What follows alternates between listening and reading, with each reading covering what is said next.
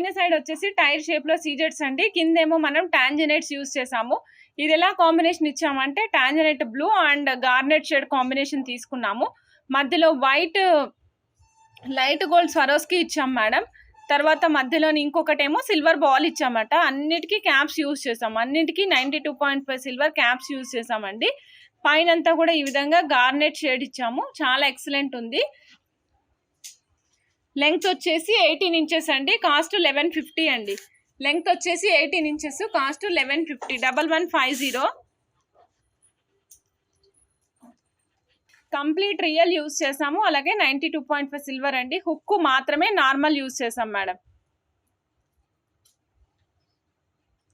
1150 అండి, 1150, 1150. నచ్చిన వాళ్ళు చెక్ చేసుకుని ఆర్డర్ ప్లేస్ చేసుకోండి.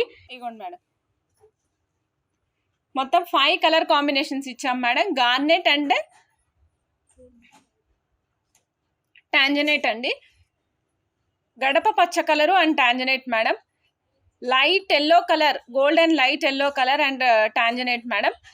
తర్వాత పైన చూస్తున్నారు కదా మేడం, సీజెడ్ పర్పుల్, దానికి టాంజనైట్ ఇచ్చాం madam. Next white and tanzanite.